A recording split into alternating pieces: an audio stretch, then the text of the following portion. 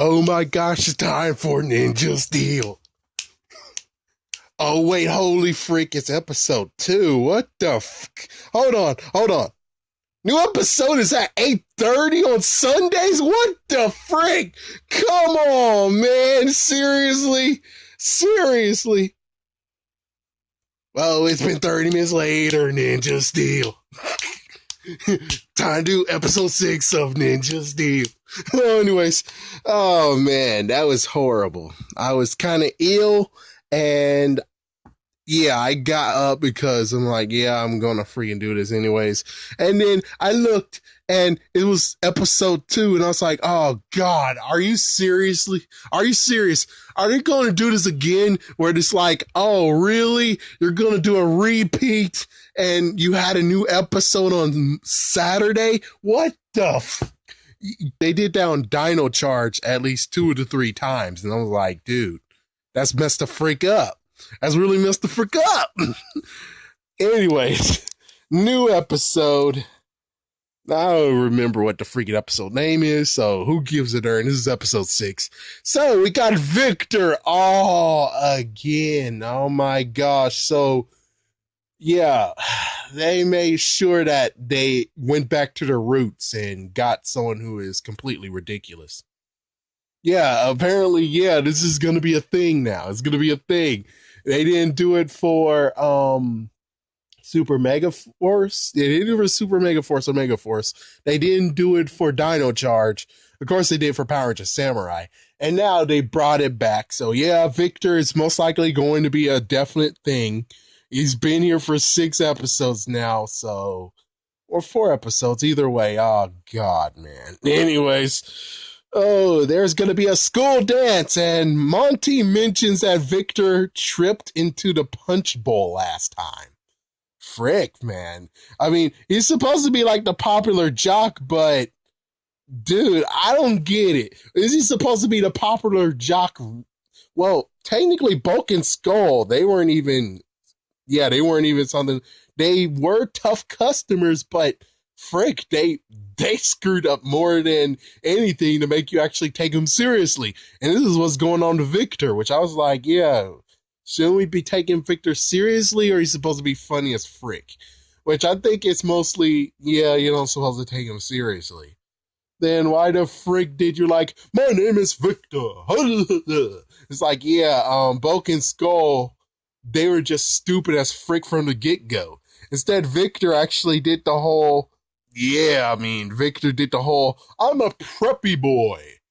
Check me out. It's like, yeah, completely different from what happened with Bulk and Skull. If it's supposed to be like Bulk and Skull, well, anyways, let's continue on. Redbot is actually reading a book, and Cody's over there barking. You know, Cody's the freaking dog that, well, he doesn't have like any real reason to be there, and to have him in the freaking TV show, period, kind of gives you a head scratcher, because it's like, oh, well, her Zord is a dog, and at least it gives a reason why she named it Kodiak, because it's Cody, Kodiak Zord. It's like, okay, well, at least you have a better idea than freaking damn Pink Ranger here with Zoom Zord. What the frick? Are you watching that old commercial of Zoom Zoom? It's like, oh my gosh. Sorry, I'm going to continue on. Anyways, the White Ninja, aka Haylay, is in the hideout, and Redbot is just too focused in the book. I mean, yeah, you know how it is that if you get too focused in the book that you're like, just don't make it be 10 shades. 50 shades of gray, though. It's like, yeah, don't do that. Especially kids. Hey, kids out there, if you're listening to this, don't ever pick up that book. Never do it. But anyways, Redbot actually asked her out to the dance, and she just laughs, and then she leaves him, and well, that hurt freaking Redbot's feelings. It's like, damn. It's like, you're just a robot. I'm like, damn, are you messed up or what?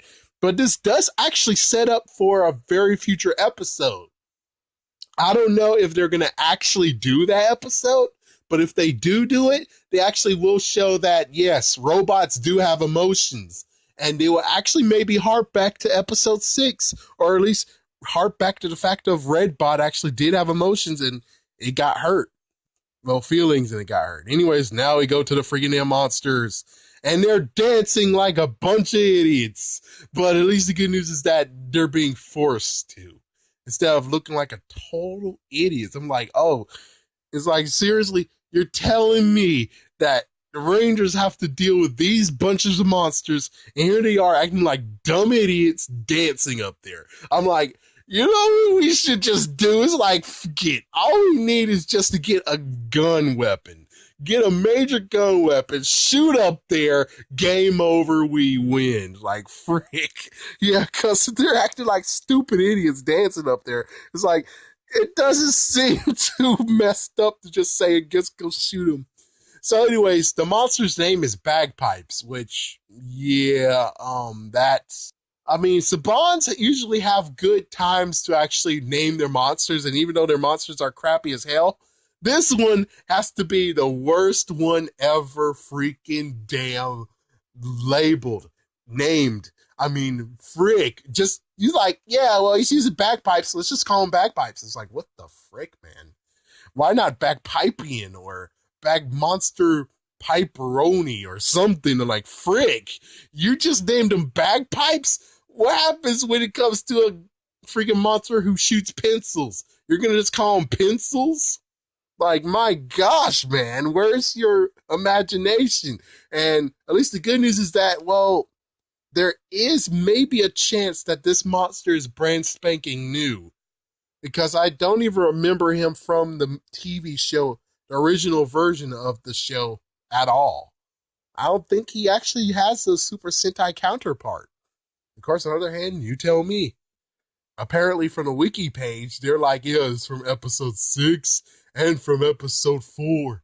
And I'm like, I remember those very well, and I don't remember a bagpipe monster.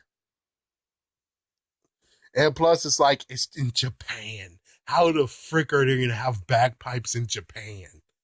That's going to be a rarity. It's like, it's a rarity over here in America. You could actually find a Japanese instrument. Like, for instance, Maku, was that her name in Power of the Samurai? Yeah, the instrument she uses, those are rare over here. It's like, yeah, those bagpipes most likely rare. Heck, they're rare over here too, chances are.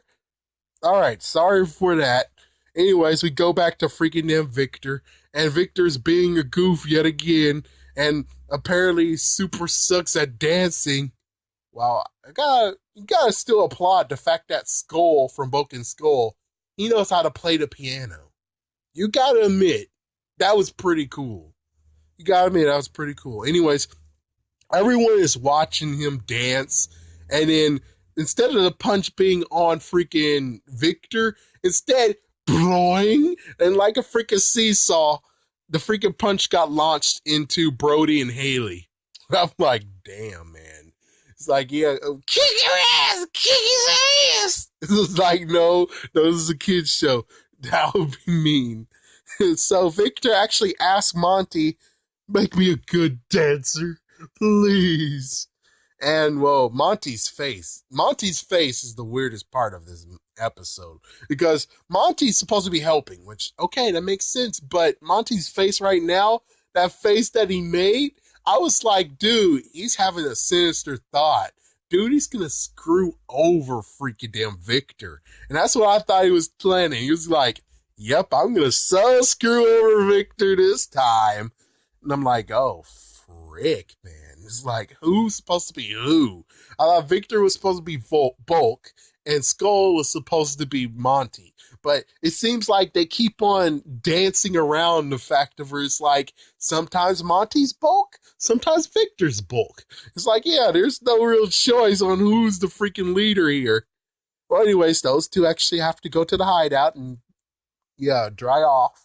And Haylay tells Brody what she did. The fact that she was like, yeah, Redbot told me he wanted to dance. And I was like, freak him, he's a robot. And Redbot must have actually left the freaking hideout because his feelings got hurt.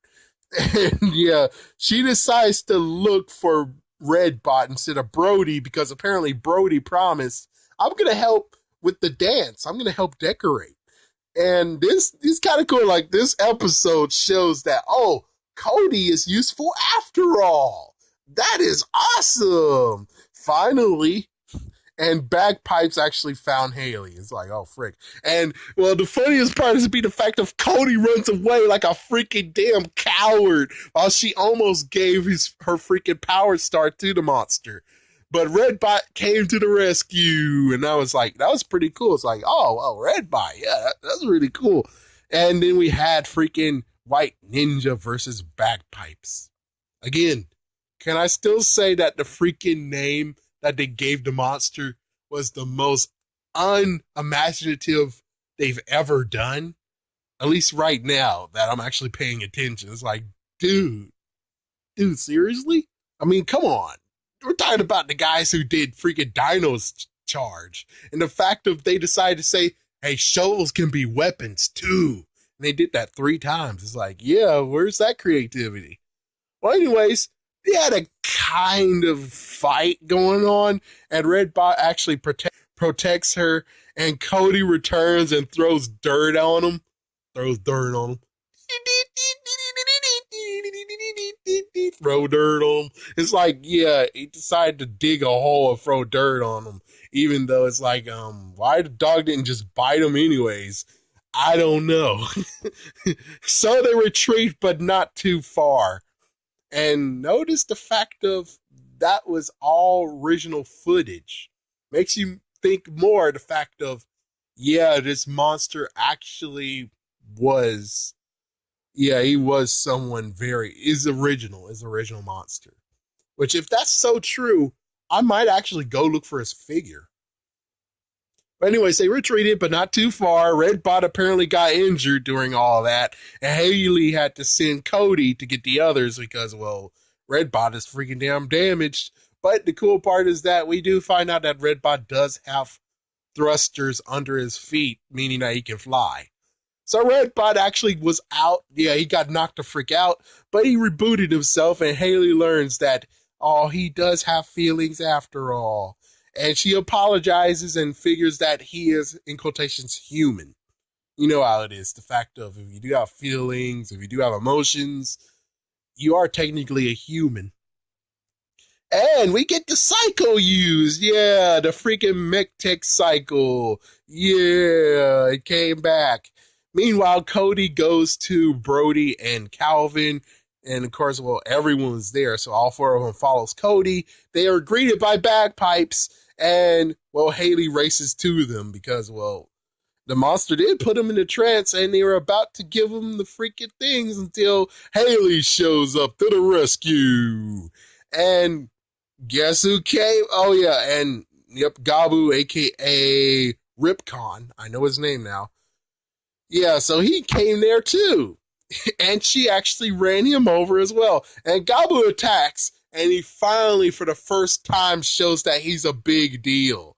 I mean, previously we had freaking Ripcon being a total idiot, and it's like, he's the 2nd season of Goldar.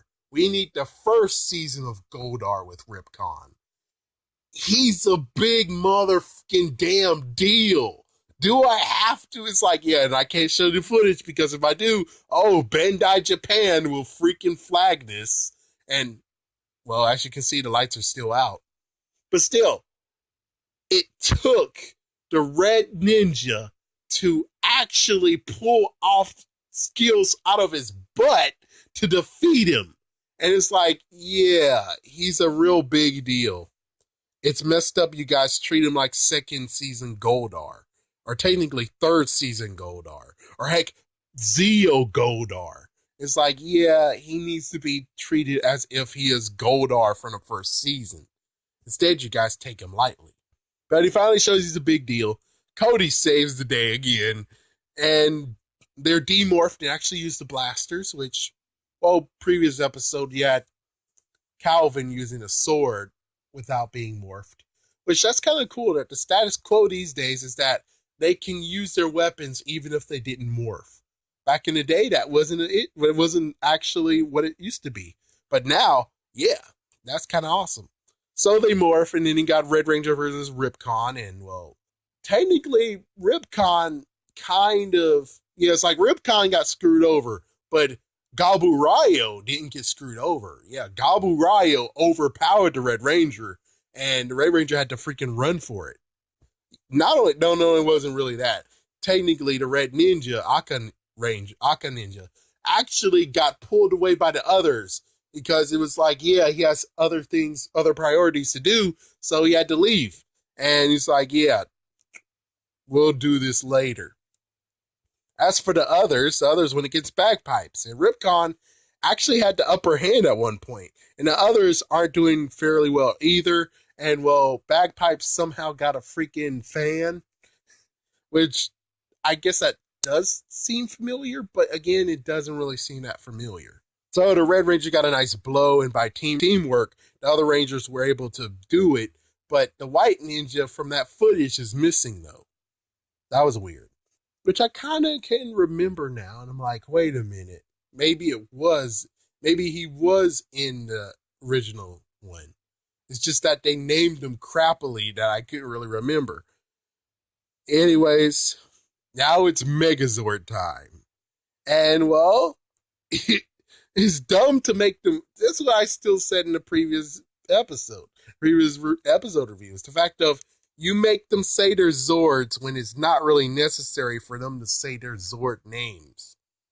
Yeah, it's as crappy as the whole way back with Disney doing the remastering and horrible crappening of the original Mighty Morphin Power Rangers, where they were like, let's put a tagline and tell them it's a Triceratops Zord, Mastodon, Saber-Tooth Tiger. It's like, dude, if they don't know what the Zord names are, they're just pretty stupid kids. No offense, but if they're watching the whole entire season of Power Rangers this season, they would already know what the name of the Zords are. And maybe it's because of your dumbasses too. Sorry to say that, sorry to cuss, but it's like, you could have just simply put the freaking Zord names on the freaking Megazord when they're getting it from the freaking damn toy. Because right now you just put freaking numbers on it. I'm just saying, you don't really have to make them say that crap. It just seems pretty stupid to make them say that instead of just putting it. It's like, how much does it cost to go to the freaking toy box and write the names of the Zords? Don't tell me it costs you just a nickel or a quarter to just do that, and you're just deciding to say, nah, we're going to make the freaking actors say their name, say the freaking Zord names. Well, anyways, they needed Rumble Tusk Megazord for this. And then you had the Tug of War. And then truly overkill with the sword. I mean, my gosh.